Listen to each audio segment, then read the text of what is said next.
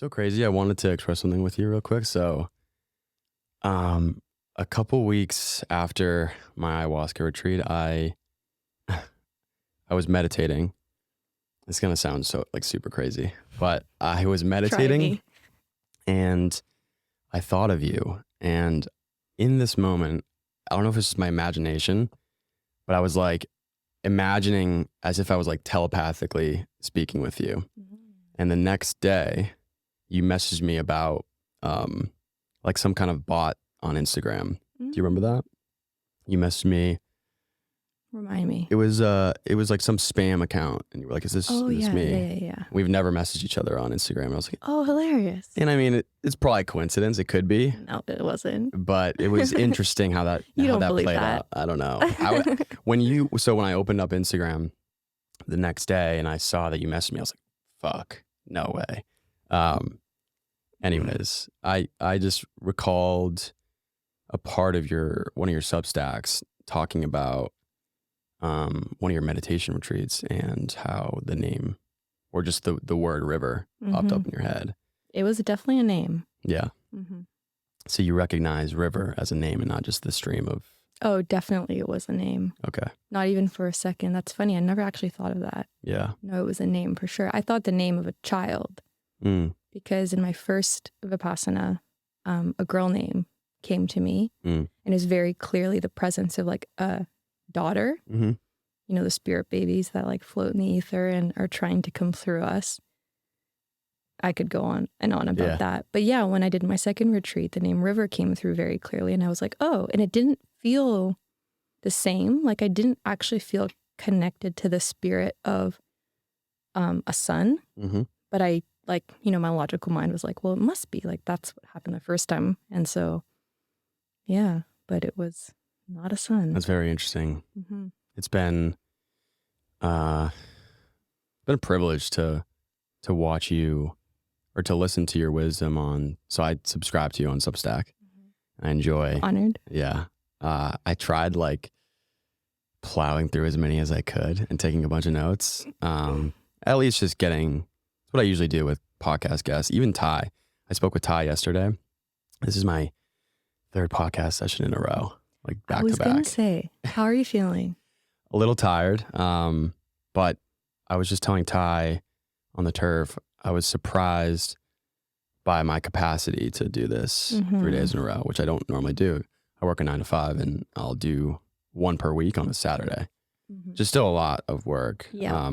Especially if you're working out and sauning and all the stuff before. Yeah. Well, I've been, my relationship between those modalities has changed, and that's due to some of the posts that you and River put out there. And I'm very That's cool. grateful that that I've stumbled upon your the information that you're putting out there. And it was interesting as soon as I got back from Costa Rica for my first ayahuasca retreat, the two of you had a post of how plant medicine can be a great teacher, but it's not you shouldn't have an attachment to it. And we all have the ability to access that within ourselves. And so anyways, yeah, I really enjoyed a lot of your posts, and I have like 3 pages of notes, and I was going through from the beginning of your Substack. And so I thought it would be great to just invite you to just introduce yourself and like what you're doing and who you are and wherever you want to start. It's always fascinating to see what comes out in the self-introduction. My name is Camille, and I think one of the labels that I describe myself as is mostly a freelance writer in terms of like my career. And that's definitely evolved over the years I see it kind of as like a blossoming, like out of the written word, because I think that creatively writing has been a source of like an outlet for me, I guess, creatively. And it's a safe place for me because it comes very naturally to me. I feel like I can tune into some place and the words flow out. I don't have to read things over. You know, it's easeful for me. And over the years, it's kind of evolved out from the written word into the spoken word, which was very difficult for me at first. Like it was really the flow of your Substacks, or you know, my podcast. It started with my podcast, and it started with my podcast. It was really daunting for me, and then stepping out from that, actually, I kind of skipped video. I went straight into hosting real life events. When I was living in Mexico, I was doing women's retreats and hosting ecstatic dance. And then, this next chapter is kind of going to be more video. And I don't exactly know how that's going to look yet. But the consistent message, I guess, has been, I think one of the like lines on my website is inspiring the intuitive exploration into the magic of this human life. And I feel like, although I have a lot of different outlets to do that, it's that kind of core message of coming back to the self and trusting the self and letting that guide the journey of the human experience. And my website, of course, is called Becoming Fully Human, which is also, I guess, it's a pretty powerful, just standalone concept. I think it means different things to different people. But for me, the fully human experience is about reclaiming wholeness and exploring all the parts of you, learning to integrate and accept all the parts of you. And so whether it be, you know, an Instagram post or a Substack audio or the podcast or however it expresses itself, a women's circle. I work one-on-one with women now to a degree. It's kind of back to that always, like the concept of mirroring, seeing yourself through the world, exploring your projections, inevitably healing the wounds that make us deviate from alignment. And I think that's thank you for me. Today.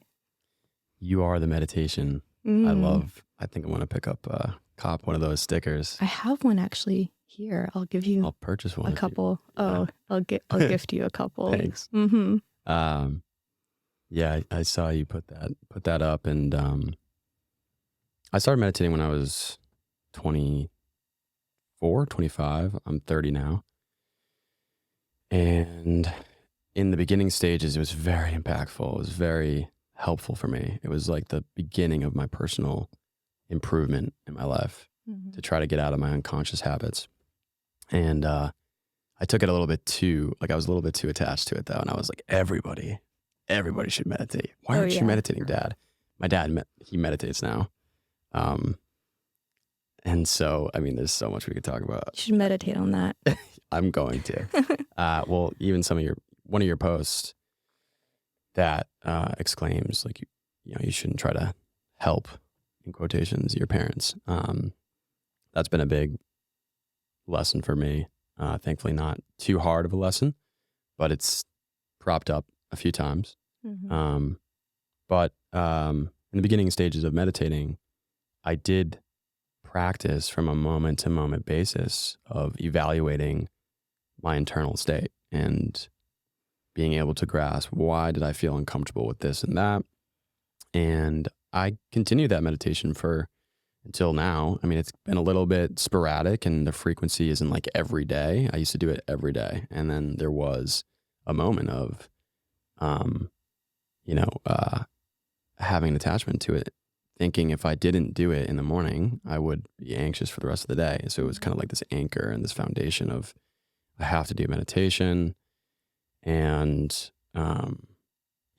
since then, I think I've kind of lost not the ability, but the awareness of really checking in on a moment-to-moment basis. And for some in the beginning, it can be overwhelming to try to do that all the time if you haven't been doing that for most of your life and checking in. I think I've practiced it enough to get back into it. And so you've been such a great reminder, especially after this ayahuasca retreat. This plant medicine journey for me has been, I've used the word profound. It was very helpful. And I think it was due to, not the amount of cups, but the, intention of just, why am I doing this? Why am I jumping into this? And it seemed like, my relationship with Jay, who led the retreats, he, our relationship just kind of grew very naturally and organically, and it just kind of came into my life. Like I was never really seeking ayahuasca, and so it just kind of happened. And then, yeah, just towards the end of the year, I really, I saw there were some blockages, emotional blockages, and subconscious fears and things, my shadows, which I like your term. That I don't know if it's really your term, but it's definitely just a term that can be used that I haven't really. Well, I have heard it, I think, a few times in this book called Magician, Warrior, Healer, or I think Lover, something along those lines. And yeah, towards the very end of this past year, I was having issues trying to really, grasp those darker sides within me that I'm trying to put a spotlight on and then try to strengthen within myself. So, yeah, I had an amazing experience, but I did come back with like just elevated emotions, and there's a few, I mean, like there's so like the majority of like 3 or 4 posts, like when I think that I'm growing, it's just like oh, Camille's post slap across the face. Like, it's just like, holy shit. It just like slaps my ego, and in a great way, in a way that's like, you should check yourself. And so, yeah, I would love to just, if you want to kind of get into some of the more impactful, moments that you experienced through your ayahuasca, retreat in Colombia. Because I did listen to majority of it, because it was like 2 parts. So if you want to potentially get into that. Yeah. Oh gosh, where to start? So I guess maybe I can start by saying I've sat with ayahuasca in 3 separate retreats, both 2 nights back to back. And the relationship I've had with ayahuasca definitely has evolved every single time. From the first time, experiencing nothing. Of course, I went into it being like, I don't have an intention. I trust that I'll experience what I'm supposed to experience. And then I experienced nothing. I was like, what the fuck? Like that first experience that you have to really, like you said, the reality check, I guess. And I love being called out on my own BS because the spiritual ego is a strong one, and we like to identify with it and, think it makes us better than others, which of course kind of kicks us right back down to the bottom of the totem pole in terms of all of that. I think you said it's like jet fuel for the spiritual ego. Totally. That's what you said. I like that, because it does do that to you in a way, at least for me, because it was so impactful in so many different ways. And so I came back to Austin thinking I was I'm better than I was before on a mountain, Totally. But then, I did find, like, sorry to interject, but I stumbled upon a gentleman that I'm just acquaintances with, and he provided me with a book called Cutting into Spiritual Materialism. So I haven't read the whole thing, but it was nice to see that alongside some of the things that you've been stating and teaching in your posts. But anyways. So this was the 5th and 6th ceremony for me, and my intention was quite clear, unlike the first times when I was more in this, like, we'll see what I need to experience. And of course, that's always present. You get what you need. But my intention was quite clear to heal feminine wounding of my, like, feminine essence, because we could have a whole podcast about that. I think women, for the most part in the West, grow up in a very patriarchal world, but also self-imposed patriarchy, like the wounded masculine energy of, I'm a strong, independent woman. I can do it all myself, and I don't need a man, even though we want a man, but we don't need a man. That in of itself is so full of conflict. And I could see, based on patterns in my life and relationships I had attracted, most notably my last relationship, that there was definitely conflict between who I knew my, like, soul to be and how I was showing up in the world. And I knew a lot of that had to do with just deep conditioning. You know, like even all these scripts, these subconscious scripts that we grow up and we don't realize influence us so profoundly. Like, yeah, you don't need a man, you're a strong, independent woman, and don't rely on a man financially, for example. Like just those little things, which many people would say is feminism, it's empowerment. And I could see it was really so destructive to my soul expressing itself in this life in the way that it wants to. And so, yeah, I went in with the intention of healing my feminine wounds and coming home to the feminine, really. And long story short, I guess, the first night I experienced not much for the first majority of the night, to the point where like I'd kind of finished and, you know, you kind of come out of the, you know, from under the veil and you're like, oh, it's done. And I was like, oh, it was gentle, it was loving, you know, I had connected with some ancestors and had a cry, but nothing major. And then I took myself to bed. The retreat was actually at a beautiful like sanctuary in Colombia. And so I went back to we actually had rooms. I went to bed. And as soon as I got back to my room, I like purged. I threw up for the first time the whole night. And I was like, oh, I guess that's the end. Like, you know, I guess it was like, oh, it got, you know, ego lows. It's like, oh, it's the end. Yeah. It was actually the beginning for me. And I was in my bed laying there in like convulsions, basically like full body convulsions and completely out of control. Like it kind of was like almost like Parkinson's, like I was really like convulsing, and then it would like kind of slow down, and then I would get caught back into another round of like pretty intense, full body, no control. And in that time, I could kind of drop in and out of both sides of like, well, this is terrible. My parents are going to have to, you know, I haven't seen them in years because I was living abroad, and they'd been in Canada, and I was like, they're going to have to come to Colombia and get me, and I'm now disabled. And then I could like step on the other side of the veil and be like, this is actually kind of pleasurable if I don't have a story attached to it. And I'm pretty passionate about free birthing, wild mothering, and that whole world. So it was so paralleled to the birth experience, which you hear both sides of it. Some women say it's absolutely excruciating pain, and others see it as ecstatic pleasure. And I could see like, oh, based on my perspective, and in that moment, I could literally be like, well, I'm going to step into this side of the mirror and the coin and be like, wow, this is terrible. And then literally like, whoop, and do the other side. And I was like, this is awesome. And long story longer, the sun started coming up, and I'd been in this state of like, you know, no control for a very, very long time. And I needed help. Like I knew I needed help.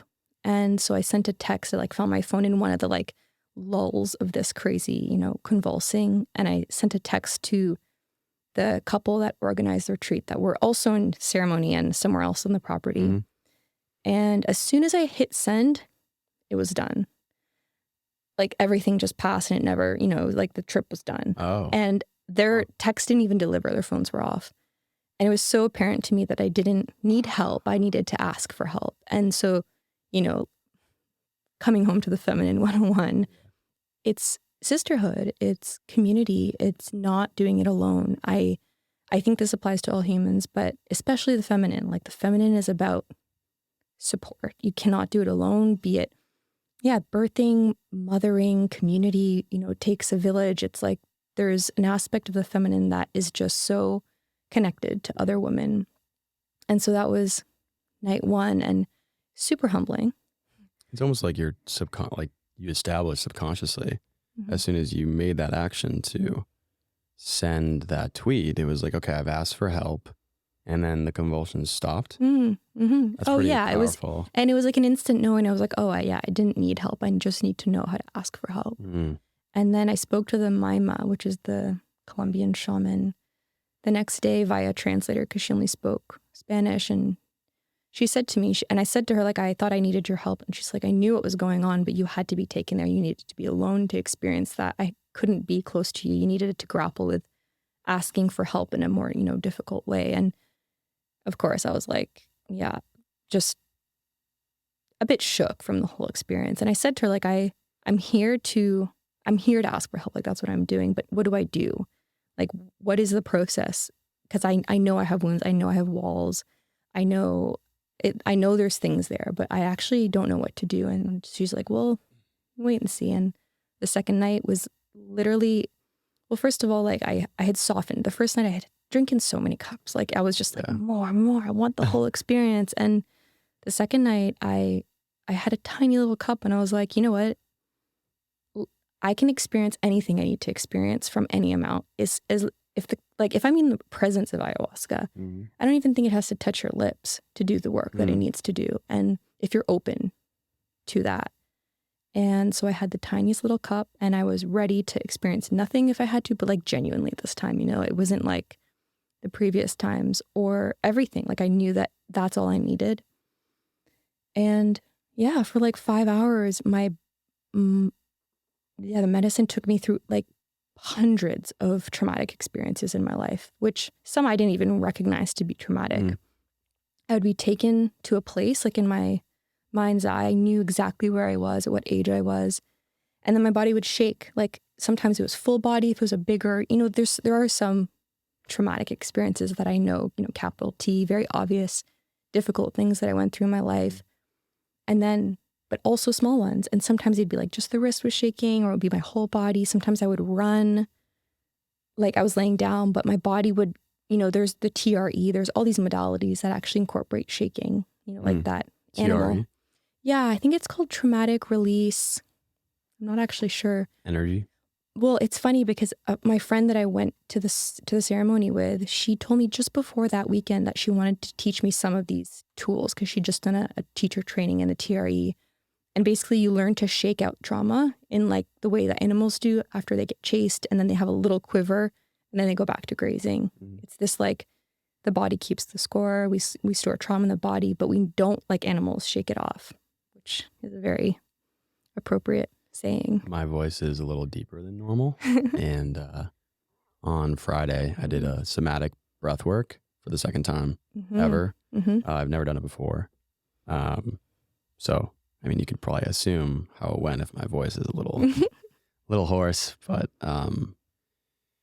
it just, the layers of ease that I feel in my body, like just walking. Both times I've told him, like I just feel so much lighter and truly like as if layers have shed. And it's a concept and practice that I would have deemed mystical or bullshit in the past, but it's I've embodied it and I've done it. And yeah, going back to your relationship to it, it's like it can be helpful. It's a tool, but don't solely rely on it. But anyways, yeah. And yeah, that was pretty much it. I just shook off memory after memory after memory, years since like childhood. Just the next one would pop up and I'd shake it off. And yeah, that was my journey. Nice. Thank you for sharing that. My pleasure. Did you have any ponderings on spirit, like wherever your spiritual beliefs were prior? Did it change? Or if you didn't have any spiritual beliefs prior, did it ignite something? And for me, I mean, the experience that I went through, the visionary states, so just closing my eyes and seeing these colors and seeing everything, and the physical activation within my heart and my stomach, and even like the lower energy center of like my groin, and the emotions of bliss and freedom and happiness were, I mean, the degree of them, of those emotions were the highest I've ever experienced. But it has helped me tap back into those emotions. But I mean, I still need to contemplate more and critically think about it, or maybe not critically think and just have, I don't know, but it's just ignited my curiosity towards not really necessarily calling it God or universe or maybe source or something, but it's like I was, I mean, in a way taken into this different dimension in a way, you know, and yeah, it was just is out of this world. And I was curious if you, instead of like conscious healing thoughts and insights that you were able to shine awareness on, did you also have more of just like this non really clear, crystal clear conscious thoughts and insights, but just, I don't know, different feelings or insights of like a spiritual, yeah. Yeah, funnily enough, I think no. Like, as you were speaking, I'm trying to reflect. I'm like, does this feel true? Did that happen? And I'm not exactly, it's an interesting question. I'm not exactly sure where it started, but I remember like I went to Catholic school growing up because it was the only option to go to French school. But I didn't grow up religious. French school? Oh, you're from Canada. Bilingual. Yeah.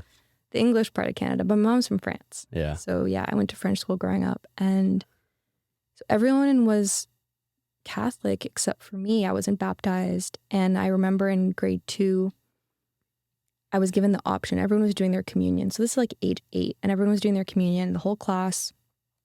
And they said like, do I want to get baptized now? And I can do the communion with the class. And I said no. And so like my parents were like, whatever you want to do. And like my whole class was doing it. I'm pretty young. So like as far back as I can remember, I had this kind of sovereign, like, I guess trust in self. I was very curious during religion class, and I would ask a lot of questions, and they were always kind of like, shot down. And did you get that from your parents or? No, I don't know. I don't know. Maybe it just seems so obvious to me. I think too. it just comes from life. Like because it's funny, like as I'm saying, it's not from my parents. It's not like I did this. Like, I'm so sovereign. Yeah. Life did that. Yeah. And I feel like when I think of tapping into that place that you spoke about during your ceremony, I experienced that in a lot of different ways in my life, in my day-to-day life, including like when I write. And I will go into this place, not when I write for clients so much, but really when I write for myself, my website and stuff, I will kind of zone out, and it just feels like life is expressing itself through me, which I've heard, people speak about that when it comes to childbirth. Like, babies don't belong to the parents, they belong to life. But I feel that about words, what we create, what we do, what we say. And so I feel like I've had that kind of relationship to life for a very long time. And yeah, even when my first like deep psychedelic experiences, it was like, oh yeah, I remember this. Like, oh yeah, this is, a version of life expressing itself. But I was never that shocked by it. I've never even really thought of it that way. But no, it's kind of was more like, oh yeah, this is good. But like, I also get that like deep kind of ecstatic high when I go on a big hike by myself, or when mundane things too, which, yeah. Yeah. I had a conversation with my buddy Alex shortly after the retreat, and he went to Costa Rica. He didn't do ayahuasca, but he's pretty much just exploring his own spiritual practice, and through meditation, yoga. I don't think he's working, so he has a lot of free time. And the relationship to space of just having more time to meditate, to have a space of mind. There seems to be a relationship between synchronicities that occur. Maybe that's because you're just more aware to life being, connected to everything. Totally. And I've noticed that as well when I was like prior to ayahuasca retreat, but more so like after. I really did. I mean, as cringy as it sounds to me, like the oneness that you kind of feel, that conscious awareness was just intact without me having to really do much afterwards. And I just, I felt, I was more aware of synchronicities, but maybe that's always present. We're just in a busy American lifestyle. Our analytical mind is, and I'm starting to see that contrast because I'm working hard and I'm working in a direction that I feel is like the best direction I've ever, gone towards, but I'm working myself a little too hard. And so those synchronicities, they're still appearing a little bit, but I think it's because I'm just on to the next task of like critiquing this podcast, this clip, and taking notes for you and releasing, just all this other stuff. And, but yeah, for the one thing, so I totally see what you're saying. The one thing that just like blew my mind was like just the visionary states that I was immersed into and what I was seeing when I would close my eyes. And then I would open my eyes and there was nothing. But it was only when I closed it. It was just out of this world. So it just kind of sparked my interest into what else is out there. Because I've never had a spiritual practice per se, at least one that seems intentional. So, I was just curious about that. And have you ever had your heart broken? Yeah, I think so. Yeah. I mean, there's certain girls when I was a little kid, not a little kid, but, and maybe in other ways. I mean, I've mentioned before, my mother passed when I was really young. There you go. Yeah. Because I've just reflecting back on like the nature of the psychedelic nature of life. There's two things, actually maybe three, like heartbreak, falling in love, and not that I've experienced it yet in this lifetime, but birth being like the most psychedelic things I think we can tap into: birth, death, and love, which have nothing to do with like taking any substances, right? But like when we think of the wildness that happens inside when we go through really deep heartbreak, or when we're falling in love, or when we're in love, and then of course like the magic that is birth, there's so much like psychedelic reality embedded in our day-to-day life in those ways that have nothing to do with ingesting anything. I love that perspective, and I look forward to having your heart ripped out. Yeah. Give it to me, baby. So speaking of love, in the beginning of this conversation, I was just stating how I admire the two of you, both River and yourself, and I had River on last weekend. And Can't wait to listen. It was a great conversation. It lasted so I had Ty on yesterday. Unbelievable conversation. So I'm not trying to brag, but I think my intuition with figuring out who to have on, it's not rigid. It's not like, oh, who should I, like, it's just been flowing very well. Cool. So me and River spoke for like 2 hours, and we could have gone longer. But I really enjoy his ability to express his authentic expression in all these different realms that he's been putting out there, and whatever you want to call it, functional, holistic approach, the Czech Institute, and talking about movement and authenticity. And I actually, I tagged his Instagram post of authenticity in my Substack writing of ayahuasca. I just thought it was so amazing. And I met River, I think just before I met the two of you together. And I met the two of you at Ty's Calibrate. Right. So it's I remember. Kind of cool how I think my subconscious has been like intertwining River, Matt Grabowski, yourself, and Ty. And funny. Yeah. And so like the way it's going to be released, it's going to be, I think it's going to be all like River, episodes. then you, then Matt, so and Ty. Kind of cool. And it's all individual. And when I saw Bray, great lineup. Yeah. When Bray had the two of you on, I was like, maybe I should have done that instead. And I was like, no, because you're both, very unique people. And I love to just granulize and crystallize your uniqueness. But then, I can, also just talk about your experience with love. And it's a real life, reality. I was going to say a reality show, but not just like a real life experience of seeing true love. And it's so I'm just privileged to be able to experience, just to observe it. You and I both. I honestly feel the same. Yeah. It's so wild to experience because like so many people yearn for this thing, particularly women, but I think men too, like although I believe love to be more of the core value for the feminine, we just want to be loved. We want to love. We want to be loved. Mhm. And so few of us have had examples growing up of really a kind of love that we would be stoked, Mhm. to be a part of. And so we're having to navigate kind of blindly in terms of like, well, there's this thing I yearn for, but I don't 100% know it to be true. And I had a long history of trial and error with that realm. And then to be in a relationship that my soul dreamt of truly, not that there's not difficult parts, but those are part of what makes it so special, is incredible to witness. It's almost like I do often have the observer and I'm like, whoa, this is wild. Having desired it for so long and then to actually be in it and for it to be, something that I've never witnessed possible, through example, not fully. Mm. Mm.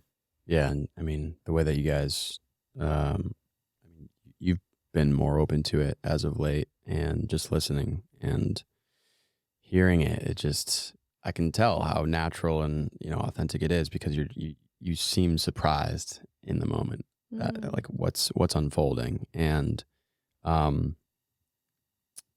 yeah, something that was pretty cool, because for me, I've been single for some time now, and I do want to start entering this, the romantic realm, as Mhm. I am pretty busy right now, but I don't want to make that an excuse. And I also ask myself, is that a subconscious shadow, or like not subconscious shadow, but is that a fear subconsciously that I'm making an excuse to kind of like keep that fear intact. But yeah, I noticed that you put in one of your posts that we all typically we strive for traditional values of commitment, devotion, family, and sometimes in the modern world, at least, we strive for connection over truth, which is a Mhm. recent topic you've discussed. But there was a post farther back this year that I really resonated with. And I was wondering if you could kind of maybe get more into the details of what you meant. Yeah. Yeah, definitely. That concept of choosing connection over truth is something that I think probably a vast majority of us engage in when it comes to relationships. And it starts by abandoning ourselves in the name of being chosen by someone else. And what that means is you are yourself, right? All the parts of you, the wounds, the bad stuff that's happened to you, the bad stuff you've done, your fears, and all the great aspects of you too. So there is a totality of Shane. And when he shows up in the world, he, you, me, everyone else, we hide parts of ourselves in the name of being chosen. Mm. And yeah, it starts on a first date. You're like, well, what are all these things that I'm insecure about? And yeah, ideally I'll bring them out at some point, but not just yet. And the difficulty is finding that dance with at what point do we allow someone to see us fully so that they can actually choose us fully? Mm. And because of shame and wounds and fears, we hide parts of ourselves away and we, into the shadow, these parts of ourselves that sometimes we're so dissociated from we don't even know exist. And we will craft our entire life around not having conversations around certain topics, hiding parts of ourselves, parts of our body, parts of our past, things we're afraid of. And we will build up, the ego will kind of build up other aspects of us where, we'll also get defensive. This is the birthplace of disagreement and argument and conflict. Mm. Because whenever there's, a hysterical conflict, it's historical. There's parts of us that are being activated, our wounds are being, poked at. And so we'll show up in relationship, and because we want to love and we want to connect, we will say, that part of me is not lovable and I'm going to hide that part of me away. And so the problem with that is when we are chosen and we are validated by another human being that doesn't know the totality of who we are, what we're doing is we're actually reinforcing these wounds, because we're saying, well, this person only loves me because they know a good version of me. Mm.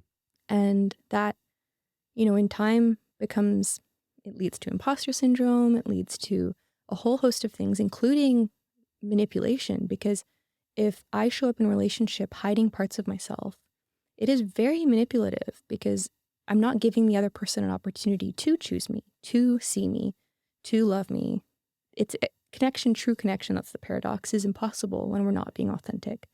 And so it's self-preservation. We do it not often maliciously, but we pave the way for,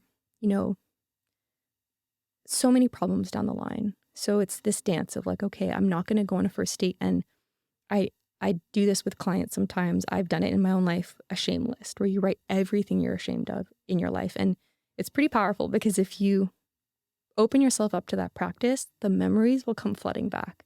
Little things, big things, moments, things you've said, things have been done to you. Write them all down and find appropriate containers, which might be a men's circle, it might be a mentor, it might be a friend. But eventually with a romantic partner, that person should know your whole list because it creates a kind of connection, a deep, true connection where you can actually be chosen by someone. You can actually allow someone into your world to choose you, which is true connection. It's true partnership. And it's so healing to do that as well, whether it be, in a men's group or with a mentor or your partner, because the reality is we all have these things, all of us. Mm-hmm. And on one hand, what makes you as a man trustful to a woman, safe, is your capacity to sit with truth of all the parts of you, even the parts you're not okay with yet. You don't have to be accepting of these parts yet, but you have to be willing to sit with the discomfort of them.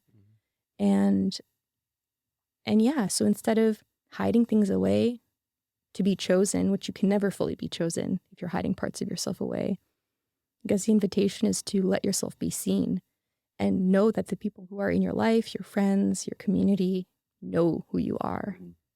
And you invite them to be honest too. Like when you step into authenticity, everyone else is like, oh, we're allowed to do that? That's cool. That sounds good to me too. Yeah, it's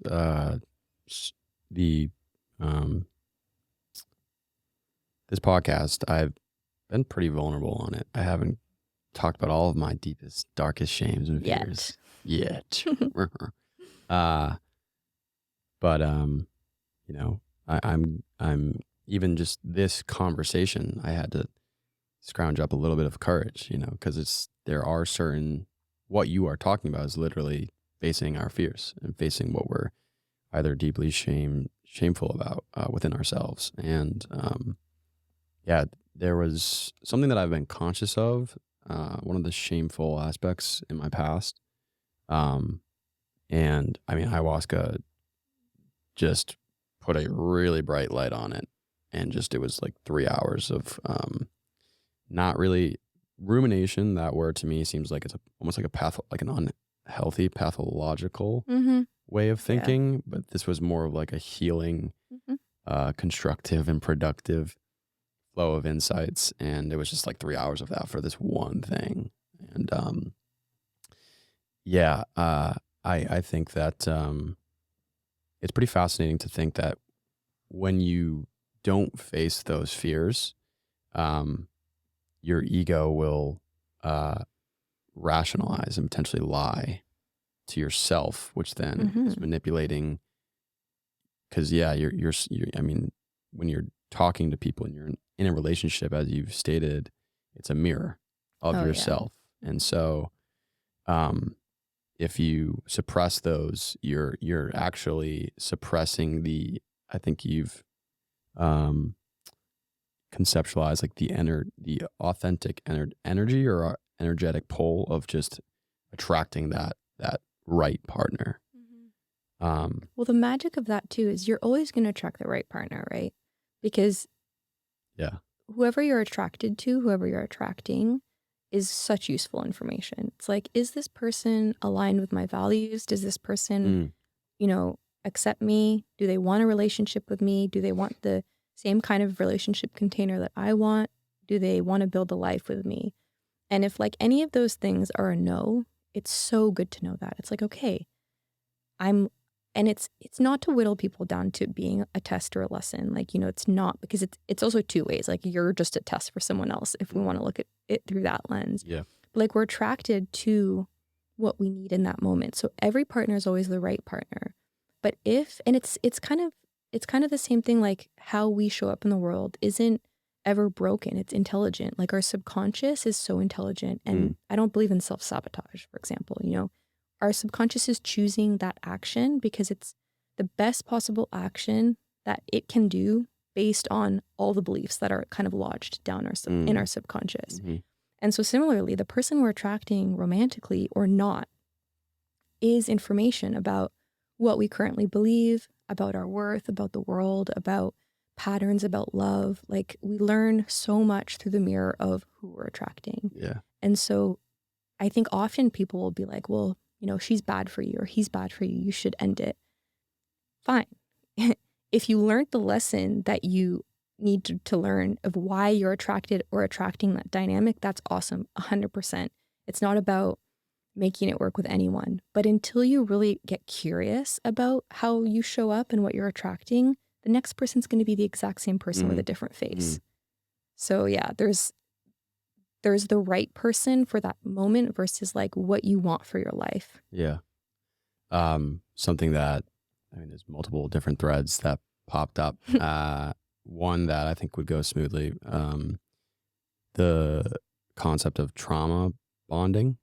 And I love how you highlighted that if you don't make a conscious awareness towards that partner and why maybe they weren't right for you, you might just repeat that over and over and over. And so some of the women in my life previously, now, and a little after we separated, I would notice like they had a deep trauma that they were all, and most of us may have, I think all of us have some type of intense emotional experience that we went through at a young age. Whether we realize it or not. Yeah. And it doesn't have to be direct, right? You could witness someone else experience something difficult. And what you did is learned and internalized a lesson based on someone else's experience. It's unavoidable. Look at Hollywood. Yeah. All the things we're learning and believing and being programmed all the time. It's a deep unlearning. Yeah. And so I did notice that within the woman that I was with. And I did for a moment think about why did that happen? How did I attract that? But I didn't dig too deep into it. And so this has been helpful for me to understand that was a moment in my life in which, I hadn't maybe provided clarity and healed from those wounds.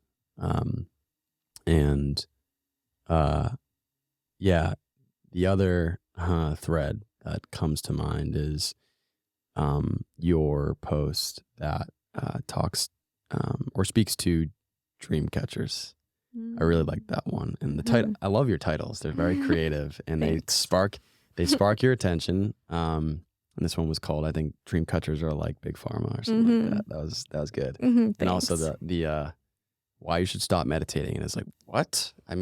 Everybody, like everywhere you go, people support meditating. And do you want to get into that subjects of the dream? That was fascinating to me because my dreams have been more vivid and the vitality of them have been more vivid recently. And maybe it's because of the ayahuasca unlocked that. I don't know. It seemed like it coincided, but it was really cool what you verbalized in that post about how we should, our dreams aren't random. I'll say a quick thing about why you should stop meditating. Yeah, please. Post, because I think in the health world in general, people are so hyper-focused on the habit. And one of my missions is to, and it's a constant process and reminder in my own life that it's never the thing. It's always your relationship to the thing. And there is no such thing as a good habit or a bad habit, period. And, people will exercise because they love themselves and they want to move and feel good and, be mobile into old age, or they will exercise because they hate themselves and they think that if they fit in a certain dress size, they'll be worthy of love. And so, that applies to all things. Stress, you mentioned at the beginning that River and I both share a lot about being mindful of stress and that more is not better. It's really there's good stress and bad stress, but all stress is stress. And so everything we do, it's being mindful, and even good things can be stressful. Relationships, if you pursue relationships from a place of, trying to fill these gaps and wounds and not wanting to address the reality of what it's like, anything can be good or bad. Mm-hmm. And so meditation, like you touched on earlier, is a tool. But if you need meditation to feel good, then it's just another addiction. And sure, it's a better addiction, perhaps. It's less destructive, perhaps, than something like a substance. But it's almost more dangerous because it's very difficult to see that you have an unhealthy relationship to something that is conventionally seen as healthy.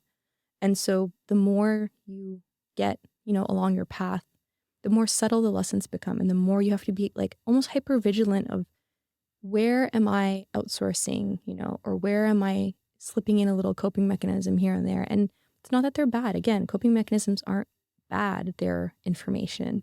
But always examining your relationship to your habits and beliefs and being curious, because there's really anything can be unhealthy. Yeah. And those coping mechanisms, quote, or even a clip that I shared on Instagram, my buddy Noah Urbina, he works here.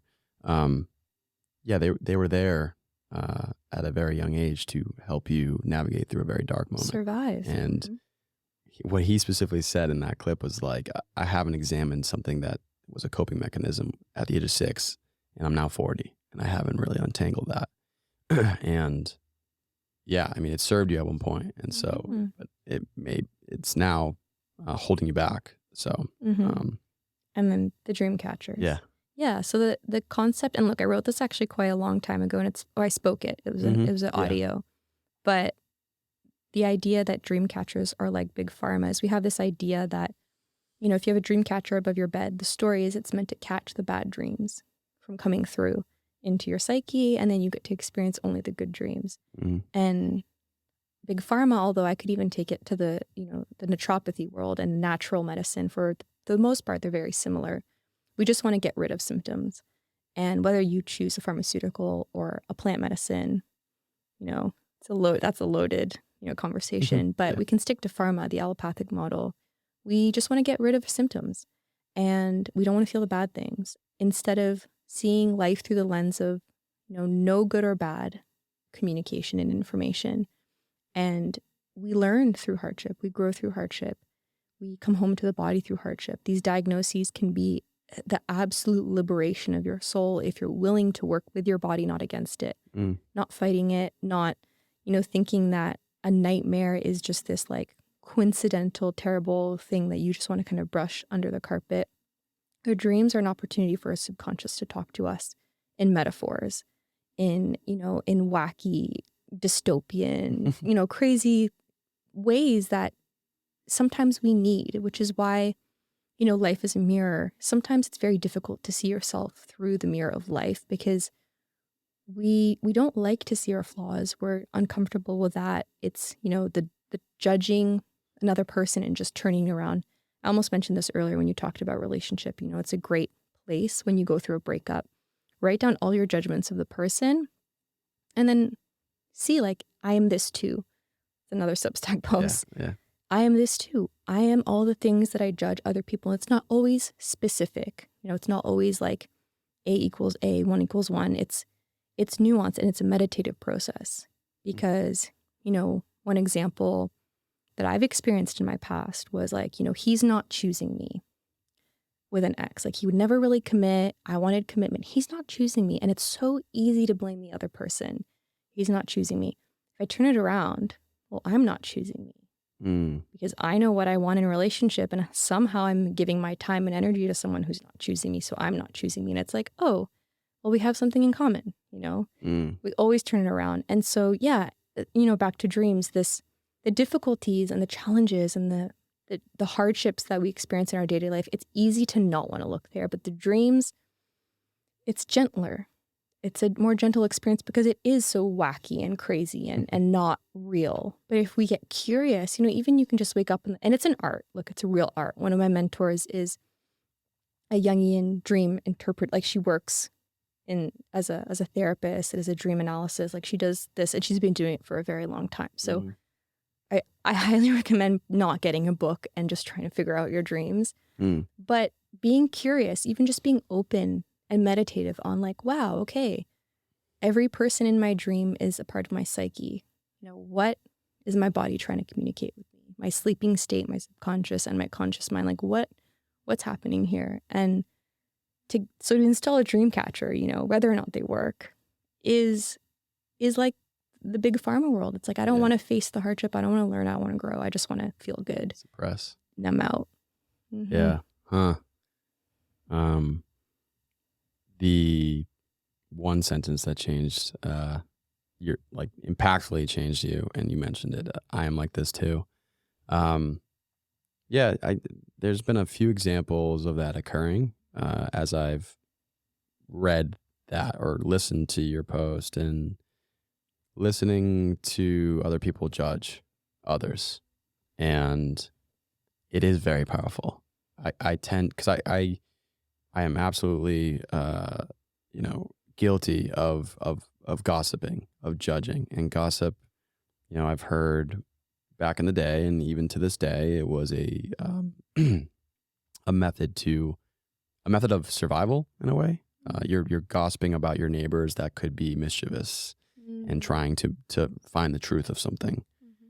But if you just gossip because you are addicted to the emotional, maybe chemical reaction that occurs through thinking you're better than that person, maybe, I don't know.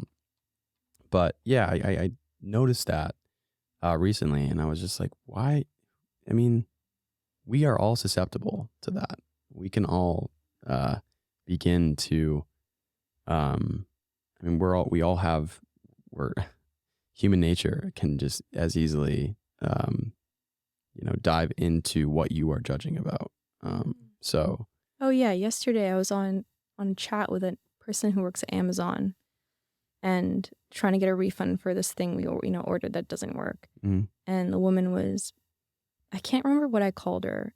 River and I were sitting, our house is like empty. We're sitting like on the floor, just laptop. I'm trying to like have this resolved with the Amazon lady. And I don't remember what I called her, whatever. I'm like, Cindy's being such a bitch. And then I like took 2 seconds and I looked at him. I was like, wow, I'm being such a bitch. Yeah. Because it's always present. Sometimes it's less obvious, but it's always there. Like life is showing us. Like I am that too. Yeah. There's never a time where I can't be like, it's funny. It's also like, we're capable of everything.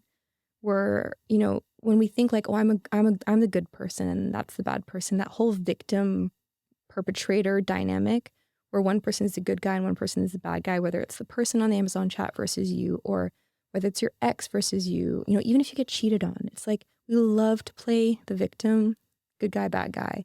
And all that does is keep us trapped to our patterns and asleep to the reality that we are that too. We are everything. We create everything. We co-create everything. And it's confronting at first. It gets much easier, but it's liberating. Yeah, the unconscious habit of, I had one the other day. Someone cut me off in traffic. It's the best one. Such a common occurrence. And I immediately was like, you fucking asshole. Yeah, I'm from Massachusetts. Tell me you've never cut someone off in traffic. Oh, yeah. It's the most obvious example. Yeah, and I've actually consciously said that afterwards. I was like, I've done that plenty of times. In Massachusetts, I don't know if you know, like Boston, just Boston's roadways are, if you look at the grid of roadways in New York City and then you look at Boston's just like, who the fuck created this? The construction's crazy. And that's why there's this, stigma of Boston, Massachusetts drivers being asshole drivers. And, anyways, something along those lines though, me saying, what an asshole, he just cut me off. The somatic integrity that you speak to, and the example with River, that I think I've had that most of my life. So I spoke to, my heart being broken, or whether it was a broken heart or just a really tough thing in my life at a very, very young age. And then afterwards, confrontation got really difficult for me, because shortly after she passed, there was an abusive woman that was introduced into my life. So very young age, pretty traumatizing. And so confrontation was like really hard for me, but still at a young age, if I knew I did something wrong or said something wrong, I had to like resolve and close that loop. And if I couldn't do it in person, I would write it down on a piece of note to my dad and be like, I love you and I'm sorry that I said that, and see it. And that's awesome. It's so funny because my sister, I think she's done this before, but one of my younger sisters, like I said, I'm 30, she's 16, and she's done that in the past too. It's interesting. She followed after me, or at least I don't know, did a similar pattern that I did. So I just have I think I just have a very maybe because I've observed other people that say certain things, and it's what I'm like, how do you feel okay with what you just said? For me, it's almost like my nervous system immediately like just is like triggered. I'm like, I shouldn't have said that. And even with that like unconscious habit, I'm in my car by myself. No one has any idea that I said it or even thought it. But I said to myself, like, does that align with how you want to interact with the world? And some people might, listeners or whoever might think that's kind of like a radical approach. Like you're not harming anybody, but it's like, yeah, but you're still training yourself unconsciously to say those things. So if you don't shine a light on that, it could happen in scenarios in which you don't want it to.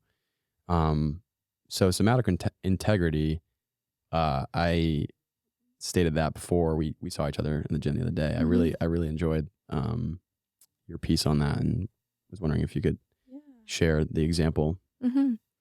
I don't was it the one about the AirPods? It was the AirPods. Yeah, totally. Yeah. So I guess first the concept of somatic integrity for me is being in right relationship with yourself. Like somatic being the body, and like you said, you get this sensation when you do something that is out of integrity, out of alignment, which kind of boils down to you have values and you either live in tune with them or not. And I think humans actually have very similar values for the most part, but how we express them. For example, like, you look at the whole pandemic, the two sides of a, very big debate in that realm, both are rooted in health. They're different versions of how they see health based on their fears and conditioning and whatever else. But yeah, living in alignment with your values is it's a compass. Like your values are a compass. And then living in somatic integrity is honoring these values, even though as humans, we step out of integrity all the time. And too often when we step out of integrity, we either bulldoze, the other person or ourselves, or we sweep something under the rug. And it's like, well, that wasn't so bad. Or the relationship goes on. And so it's like, oh, I don't really have to address that. That's, more comfortable for me. And short term, yes, it's more comfortable not to have difficult conversations. It's easier not to apologize. It's easier to be like, we cool? Okay, cool. There's no doubt. But in the long run, what that does is it builds up a carpet that is, has an enormous bulge in the middle where over time, little by little, it's like, well, it's fine. And then all of a sudden you look at the carpet and there's like so much shit that you swept under it. And so, yeah, the idea of staying in somatic integrity is taking every opportunity you have to rectify when you stepped out of alignment, big or small, especially the small things, especially the big things, but not to forget the small things, because the more you step out of integrity, the less your body's communicating with you, the less you hear the intuitive pings and sensations. And so you can kind of drop in. For some people, it's very obvious. For me, like you, my throat will tighten up. I'll feel it in my gut. I'll feel it in my heart. It is unignorable. When you say something, I know it's like, oh, that came, and it comes from a wounded place, right? It's always a coping mechanism. We are only hurtful to other people as an echo to try and protect our little reality. And especially when we're unaware of our shadow and our fears and our conditioning, all that stuff, it can be a minefield. We're constantly defensive. Anytime you're defensive, information. Anytime you feel that thing in your body where like, ooh, that wasn't super nice, but it's like, yeah, okay, so I'd speak to it. And I'll give you the example that I shared in that Substack was that this was when River and we hadn't met yet in person. He was just about, I think it was, he was just about to come visit me. Yeah. I think. I'm pretty sure he hadn't visited yet. Anyways, he was just about to visit me, and we were FaceTiming a lot, and he was cooking dinner here in Austin. I was in Mexico. and he was wearing AirPods, which my backstory on AirPods is I do the cords. I'm not into the EMFs, even though like it's hilarious really, because there's EMFs anytime we're exposing ourselves to electronics. And so we have a line we like to draw in the sand of like, well, that's that's too much, you know. Yeah. I'm the good girl, you know, it's back to that whole thing of like good guy, bad guy, victim, perpetrator. And so he was wearing AirPods so that he could cook and speak to me. Like, you know, it's also so hilarious in retrospect, like me being like, yeah. So anyways, he was wearing his AirPods and there was a bit of shatter in the connection. And I made a comment about it probably being the AirPods. And he knew how I felt about AirPods. And it didn't land very well for him. I can't remember specifically what I said, but it was a little jab. And we take little jabs. It's an interesting also part of a bigger conversation about humor. Like that is it's actually an enormous conversation. You know, we make little jokes, and what we're doing is we're being passive aggressive at trying to change people so that we can feel more comfortable in our human experience. I took a little jab at him about his AirPods because part of how I see the world is that they're not good for your health. There are too many EMFs close to your brain, even though he doesn't wear them often, you know, like even if he did though. Anyways, he really doesn't wear them often. And part of how I see the world is they're not a part of being healthy. And it's so easy to take a jab at someone instead of having a curious conversation about AirPods. But because I hadn't addressed my trigger yet around the topic of, you know, this person that I'm falling in love with is doing something that, in my opinion, is a threat to his own health, which of course my subconscious makes about me. If he loved me, he would take care of his health. He wouldn't do things that could end his life early, because then I don't get to be with him. It's like, it's all very subconscious. None of this is present when you take a quick little jab at someone. But it didn't feel good. It felt bad in my body. But it didn't last. We kept talking for hours later, went to bed. The next day I woke up thinking about it.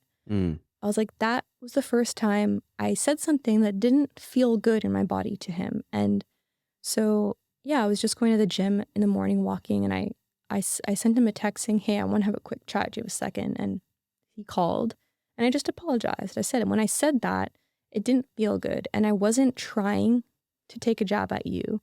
I have stories about AirPods and what they mean to me and what they mean about me. And I projected that onto you, and I'm sorry. And yeah, that for me was staying in right relationship with myself and creating an environment in which he and I could connect honestly. And he's spoken since that it really set the bar for our relationship in terms of honesty and communication and not doing any rug sweeping. And it doesn't mean that you don't make mistakes. We both project our shit onto one another pretty often. That's part of why, you know, we both want to be in this relationship together. Relationship for both of us is a container to heal in, and knowing that there's going to be someone who's willing to sit through the harder, you know, times, and knowing that we share the value of growing together. And so very quickly, we're both very good at being like, ooh, I did or said that, and it was actually about this. And yeah, for me, it wasn't like, I don't know, it wasn't premeditated, like this is going to set the bar for a relationship, but it did. Like it really did provide an invitation for both of us to continue doing that work together. And it's been wild in terms of like, you know, conscious relationship. It really has been this ongoing opportunity for both of us to step into that really aligned version of ourselves where we make mistakes, but we don't just kind of, bulldoze it over or sweep it under the rug. We're always kind of, okay, you know, I did this or I said this and it meant this and it was about this. It wasn't about you, it was about me. And yeah, it's so healing. And I love how maybe you said that and River didn't think twice about it. Like it didn't affect him at all. It affected him deeply. But like an alternative scenario. Yeah. Like where he doesn't, right? And in the moment, you mean? Yeah, in the moment. Oh, totally. Yeah. Exactly. Yeah. It's not about him. Yeah. So like in the moment, maybe it didn't. Yeah, like I thought you meant the repair. No. Yeah. Like what the action of exactly. Like let's say either way, like if he was like in the moment, he was really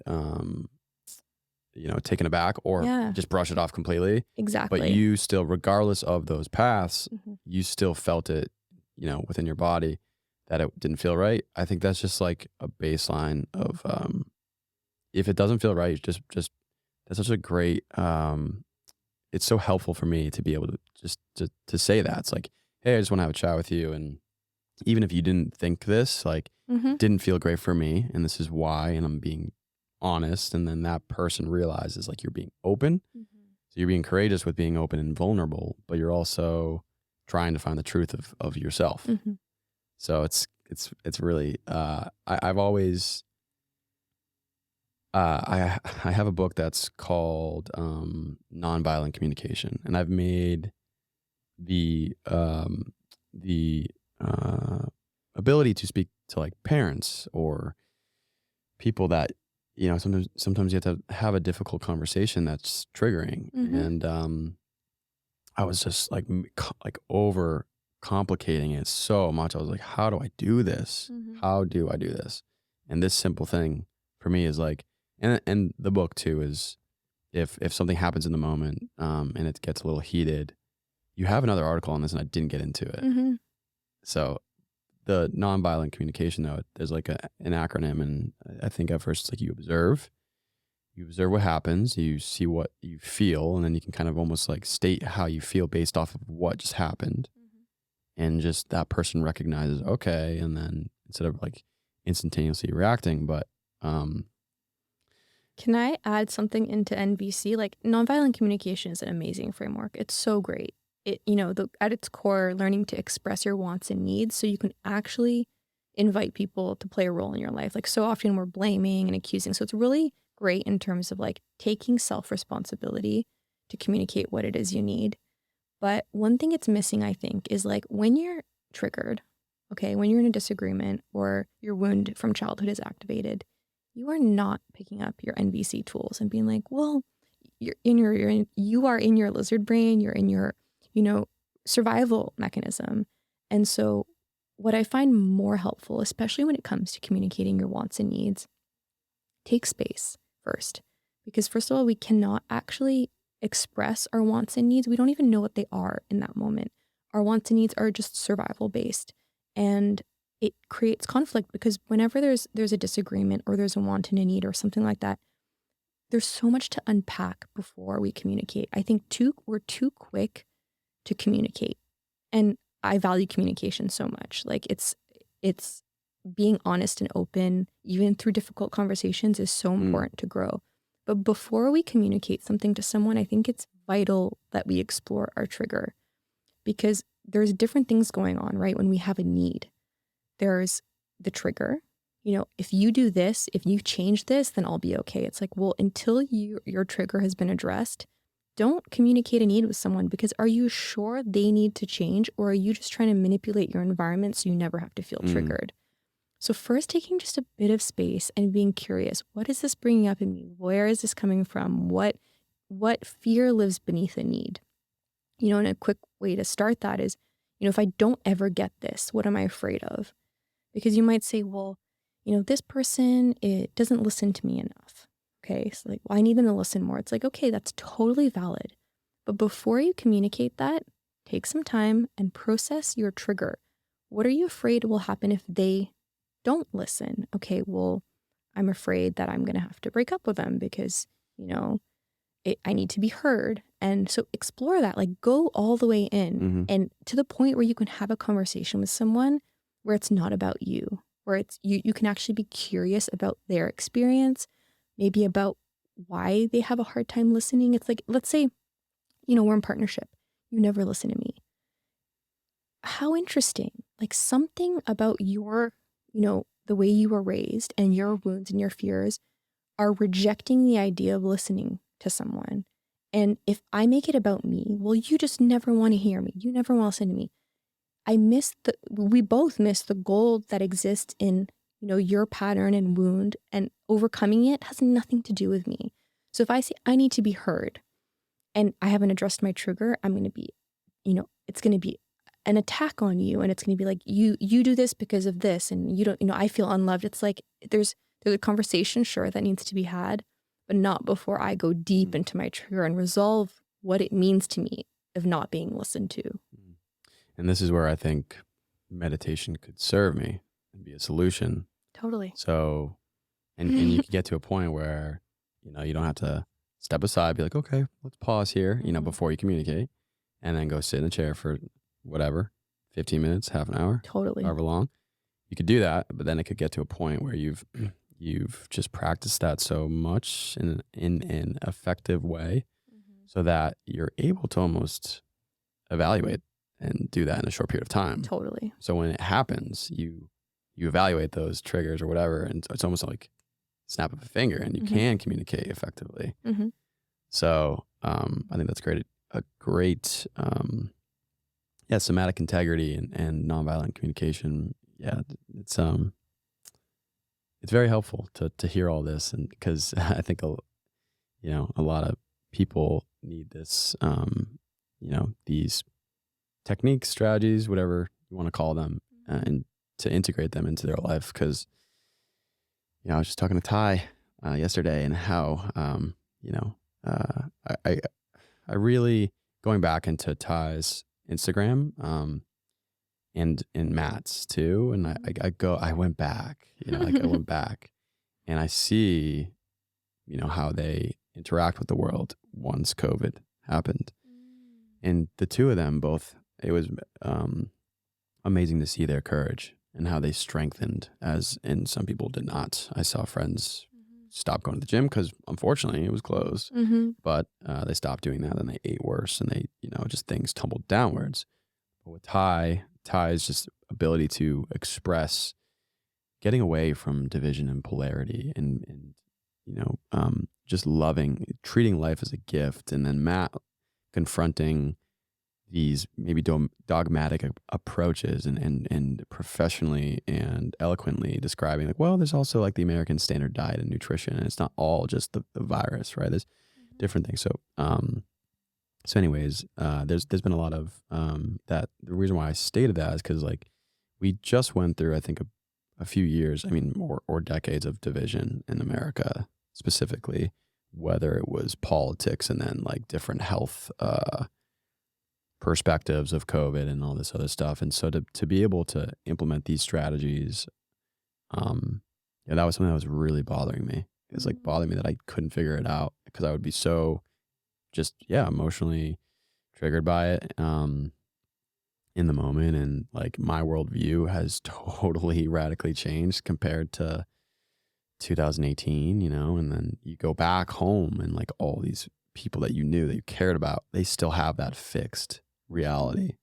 So it's very glaring, and the contrast is like very it's difficult to kind of, re-immerse back into that. And, but, using what we were just talking about is very helpful. So I think we're past 75 minutes. I could keep going, but I want to be respectful of your time. We can chat a few more minutes. Okay. Yeah.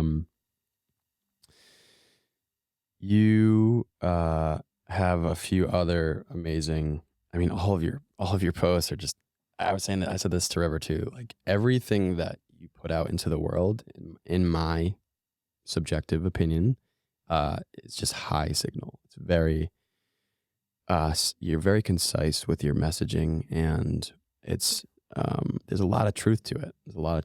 So I have an immense amount of respect for the two of you. I'm looking forward to watch River on his journey, because I am privy to his inner world, on a daily basis. And I think that's why I'm so looking forward to listening to your conversation. I think he has so much to offer the world. And his social media is awesome, but it's the smallest glimpse into his mind. And so, I'm super looking forward to seeing. Yeah, I've already got the edited clip, and cool. I usually release episodes on a weekly basis. I might change in the future, but it'll be. It's good to have a few stocked up around the corner. Cool. But we're just kind of formulating this connection through conversation, you and I, River and I, and for, I would say, the past few months, I was like debating on getting a Sapien Center membership, because I saw you guys there all the time, and I was like, I want to. And for other reasons, like there's different events, and I love the community there too, and just to, try to immerse myself into personal challenges and goals. And then I realized, or I saw you guys were moving to Hawaii, which I'm so happy for the two of you. It's awesome. But I was a little sad. I was like, I want to develop. I'm selfish. I want to. There's cool people here. Yeah. Yeah, you included. There's definitely a good group of humans here. Yeah. So I, I'll watch you guys evolve virtually and hopefully see you in person in the future. But I'm curious as to, because I remember River stated he moved here because there was more opportunity for his practice.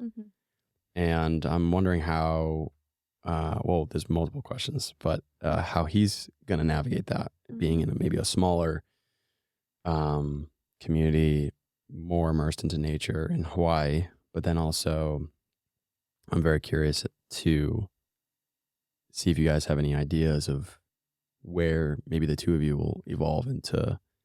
I thought I could be wrong here. This could be my own desire for it, but like having a retreat like that you both cultivate and co-create together.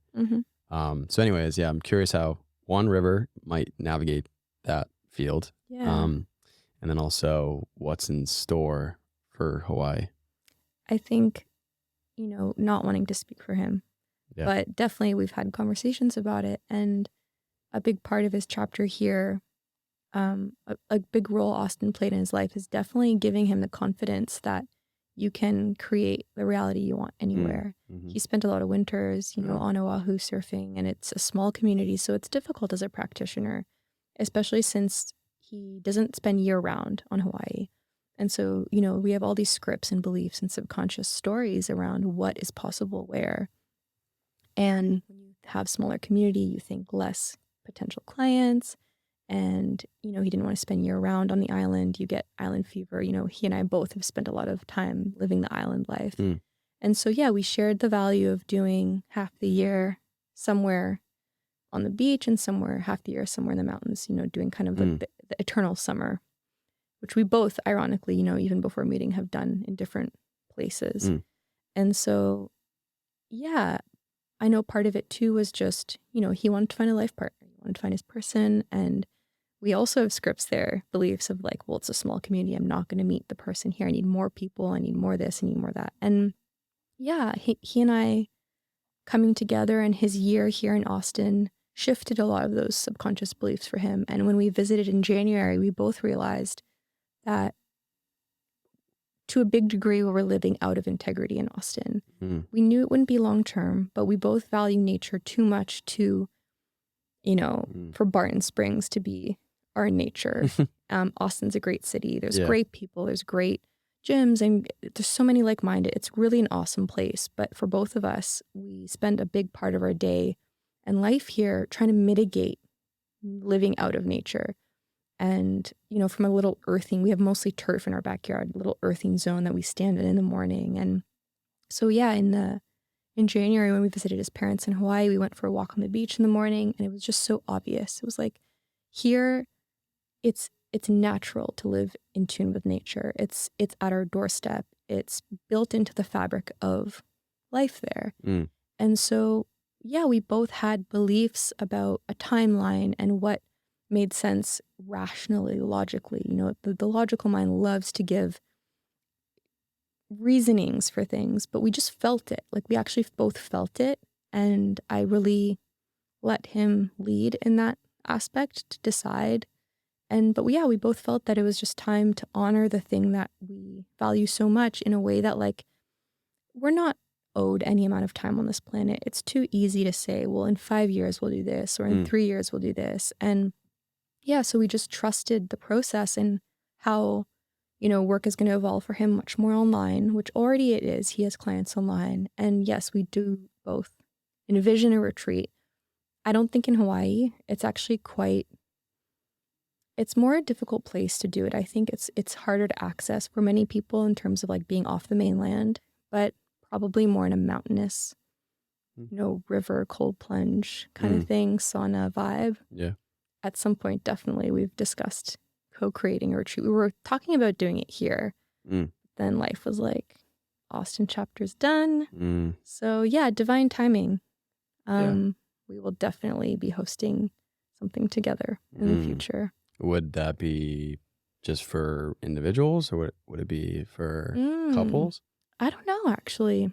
We could do a combination of both. Totally. I would love to do both. You know, I think it's funny that what comes up for me immediately with the whole like couples retreat thing is it makes me think of couples therapy and how unuseful I think it is in terms of, and of course it would depend how the retreat is structured, but the relationship never has an issue, right?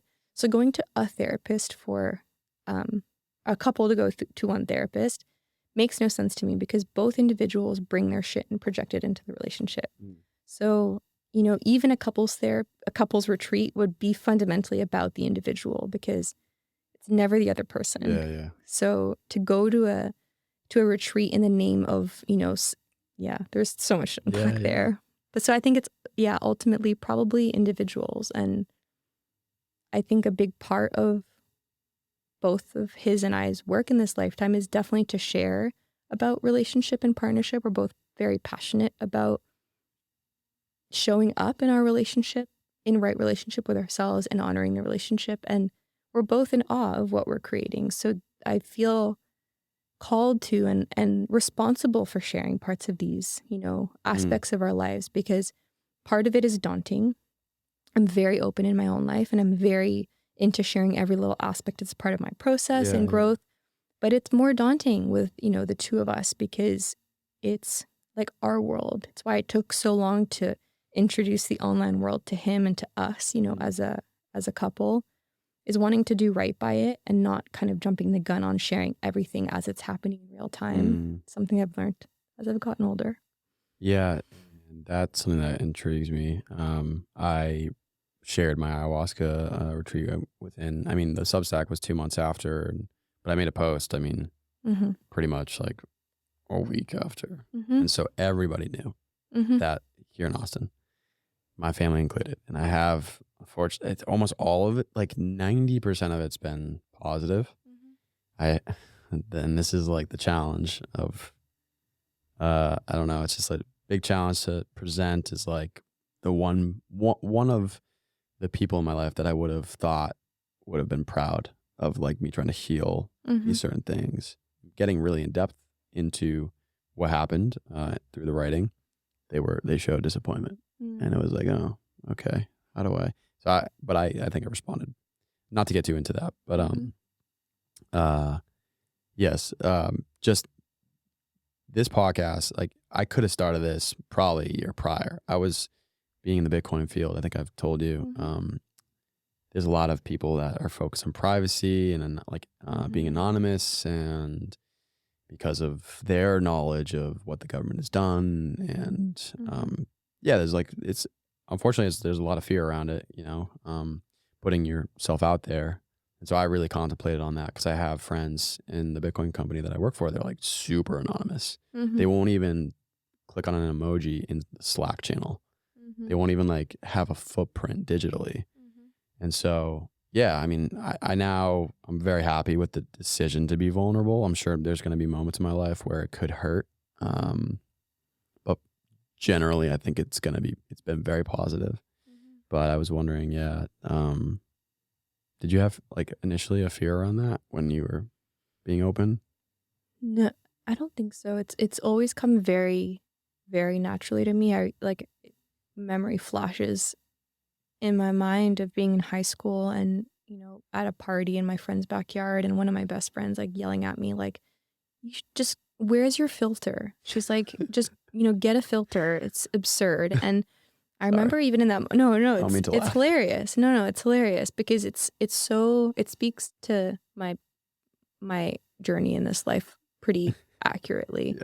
But also to the point of like, you know, a filter is useful not only because of how people are going to respond. You know, you mentioned that person didn't take your post well. To me, it's not actually about how anything is taken. It's about staying in right relationship with myself. And so I know from experience that when we share things like all the time as they're happening in real time too quickly, what we're robbing ourselves of is the capacity to integrate, to, you know, to say like, is this true? Like, yes, I just had a crazy experience. And I did this. It was definitely a slap on the face. I was doing somatic experiencing modality with a practitioner. Anyways, I released a Substack, I think the same day, a podcast the same day, my somatic experiencing experience. And one of my most listened to episodes ever. It helped so many people, which is great.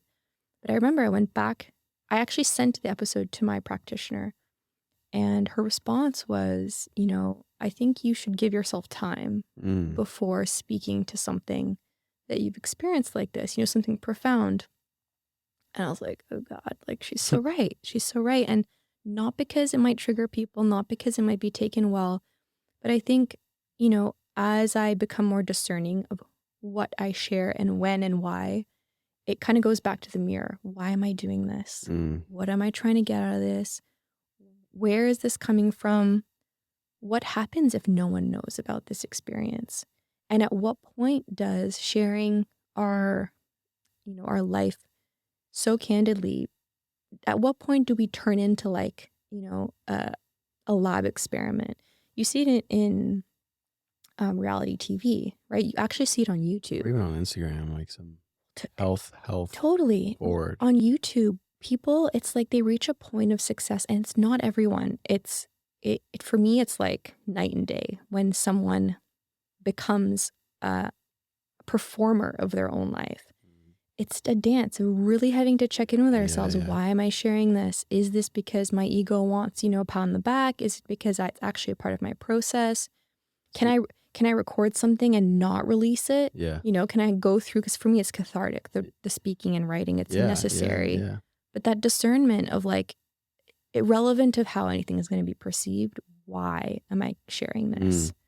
And something you stated in your blog post of everybody wants to do ayahuasca but not the dishes, was like, maybe you should look at a percentage of you that potentially wants to have an identity around the fact that you do ayahuasca. Oh yeah. And to be fully honest, I think a part of me wanted that. I thought that was super cool to like dive into this. But see, that's the power, is like, that kind of goes back to, I've spoken to this too, that always choosing truth over perfection. So like, sure, part of you, and it's like you have multiple parts to you, right? Part of you wanted to grow.